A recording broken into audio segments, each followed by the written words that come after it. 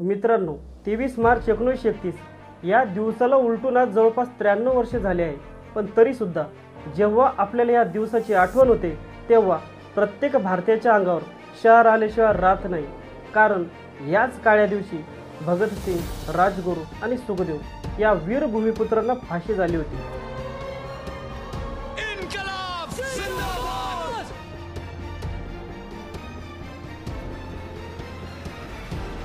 एकीकडे लाहोर जेलमध्ये इन्कलाब जिंदाबादचा जल्लोष चालू होता, तर दुसरीकडे अख्खा भारत देश आपल्या वीर पुत्रांना गमावण्याच्या दुःखात डुबला होता. फासाच्या फंद्यावर चढताना सुद्धा ज्यांच्या चेहऱ्यावर हास्य होते आणि फासावर चढवणारे इंग्रज अधिकाऱ्यांचे हातपाय थरथर कापत होते, अशा वीर पुत्रांची फक्त क्रांतिकारीच नाही तर त्या क्रांतीमागील विचारसरणी काय होती ही आज आपण या व्हिडिओच्या माध्यमातून जाणून घेणार आहोत. चला तर मित्रांनो, सुरुवात करूया आजच्या आपल्या टॉपिकला. भगतसिंग 11 वर्षाचे असताना अख्ख्या भारताला हादरवून टाकणारी घटना म्हणजे जालियनवाला बाग हत्याकांड. 13 एप्रिल 1919 रोजी बैसाखी सणानिमित्त जालियनवाला बाग येथे एकत्रित आलेल्या भारतीयांवर जनरल डायरने अंधाधून गोळीबार केला आणि शेकडो भारतीयांना मृत्युमुखी पाडले. जेव्हा दुसऱ्या दिवशी भगतसिंग जालियनवाला बाग येथे गेले तेव्हा त्यांनी बागेच्या भिंतींवर भारतीयांच्या रक्ताचे ठसे बघून त्यांनी दृढ निश्चय केला की ते या भारतभूमीतून इंग्रजांना चालतं करतील.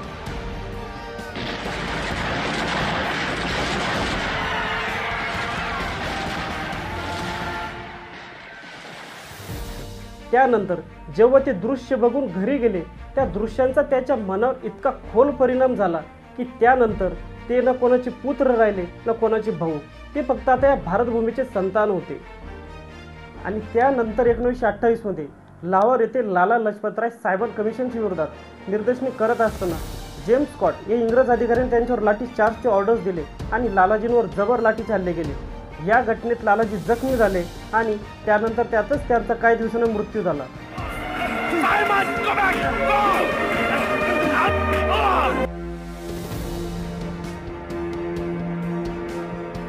लालाजींच्या मृत्यूचा बदला घेण्याचे ठरवले भगतसिंग यांनी.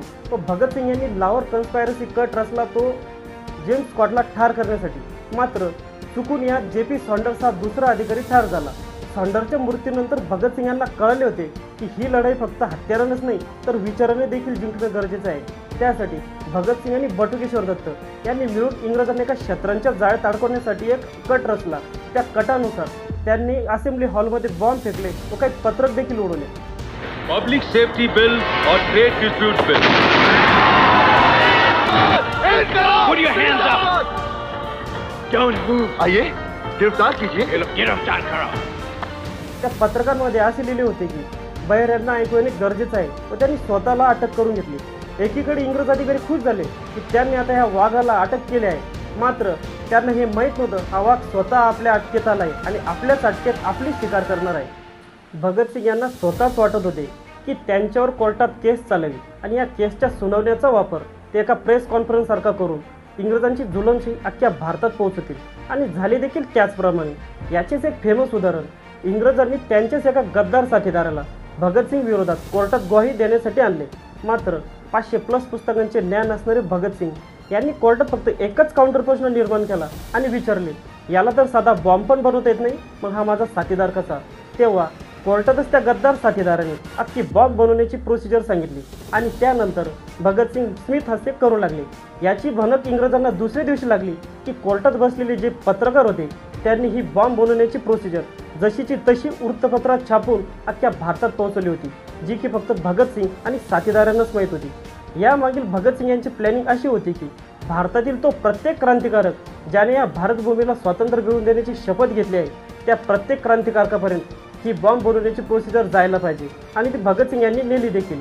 अशाच आपल्या कुशाग्र बुद्धीचा वापर करून भगतसिंग यांनी इंग्रजांना त्यांच्याच घरात मात दिली होती. भगतसिंग यांनी इंग्रजांना आता हतबल करण्यासाठी दुसरा मार्ग अवलंबण्याचं ठरवलं आणि तो म्हणजे उपोषणाचा. त्यांनी इंग्रजांकडे मागणी केली की त्यांना राजकीय कैदीची वागणूक द्यावी आणि ती उपोषणावर गेली.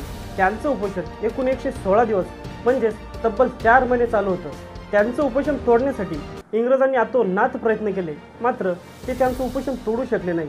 आणि शेवटी इंग्रजांकडे फक्त आता एकच मार्ग शिल्लक राहिला आणि तो म्हणजे भगतसिंग यांच्या सर्व मागण्या मान्य करण्याच्या. आणि शेवटी इंग्रजांनी त्यांच्या सर्व मागण्या मान्य केल्या. परंतु इंग्रज आता खूप भयभीत झाले होते. त्यांना कळत नव्हते की ह्या वाघाचं आता नेमकं करायचं काय. त्यामुळे इंग्रजांनी लाहोर कन्स्पायरसी केस रिओपन करून भगतसिंग, राजगुरू आणि सुखदेव यांना फाशीची शिक्षा सुनावली. मात्र इंग्रजांना हे माहीत नव्हतं की हे वीरभूमीचे वीरपुत्र ह्या दिवसासाठी आधीच तयार होते. परंतु भगतसिंग यांचे वडील श्री किशनसिंगजी यांनी इंग्रजांकडे विनंती केली की भगतसिंग यांची फाशीची शिक्षा माफ करावी. परंतु भगतसिंग यांनी वडिलांना पत्र लिहून या गोष्टीचा विरोध केला आणि फाशीची शिक्षा माफ करून घेतली नाही. आणि शेवटी तो काळा दिवस आला ज्या दिवशी भगतसिंग, राजगुरू आणि सुखदेव यांच्या चेहऱ्यावर हास्य असताना आणि इन्कलाब जिंदाबादचा नारा करताना वीरगती प्राप्त झाली. इंग्रज फक्त भगतसिंग आणि साथीदारांच्या शरीरालाच फाशी देऊ शकले होते, मात्र विचारांना नाही. वसुधैव कुटुंबकम ही संकल्पना देखील भगतसिंग यांनीच उदयास आणली होती. 1924 मध्ये त्यांनी विश्वप्रेम म्हणजे युनिव्हर्सल लव्ह हे आर्टिकल लिहिलं होतं, जे की कलकत्ताची मॅगझिन महत्त्वालाने पब्लिश केलं होतं. या आर्टिकलच्या माध्यमातून त्यांनी असे सांगण्याचा प्रयत्न केला आहे की विश्व एक कुटुंबच आहे आणि हीच वसुधैव कुटुंबकमची संकल्पना भारतानं G20 समिटसाठी थीम म्हणून वापरली, ज्याची कौतुक अख्ख्या जगातून करण्यात आले. तसेच भगतसिंग लाहोर जेलमध्ये असताना त्यांनी अजून एक आर्टिकल लिहिलं ज्याचं नाव होतं मी नास्तिक का आहे. ते आर्टिकल त्यांच्या मृत्यूनंतर द पीपल या मॅगझिननं पब्लिश केलं. या आर्टिकलच्या माध्यमातून त्यांनी देवाच्या अस्तित्वावर अनेक तर्कशील प्रश्न उपस्थित केले आहेत, जसे की या विश्वाची निर्मिती, मनुष्याचा जन्म, मनुष्याची देवावरील कल्पना, मग त्यामुळे त्याची होणारी दीनता, तसेच वर्णभेद, जातीभेद, असमानता अशा अनेक गोष्टींचं विश्लेषण त्यांनी या आर्टिकलच्या माध्यमातून केलेले आहे. भगतसिंग हे फक्त हातात पिस्तल घेऊन क्रांती करणारेच नव्हते, तर ते वैचारिक क्रांती करणारे देखील होते. अवघ्या 23 वर्षाच्या आयुष्यामध्ये त्यांनी 500+ पुस्तकांचे वाचन केले होते. ज्यावेळेस ते कामगार, शेतकरी, गरीब यांच्या हालापेष्टा बघत होते, त्यामुळे त्यांना खूप पीडा होत होती. त्यामुळे भगतसिंग यांची आयडिओलॉजी फक्त भारताला स्वातंत्र्य मिळवून देणे इतकीच नव्हती, तर भारतात समानता प्रस्थापित करणे देखील होती. जर मित्रांनो आजचा व्हिडिओ तुम्हाला आवडला असेल तर प्लीज लाईक, कमेंट, शेअर करून सबस्क्राईब करा आणि बेल आयकॉन बटन दाबायला विसरू नका, जेणेकरून असेच व्हिडिओ तुमच्यापर्यंत येत राहील. धन्यवाद.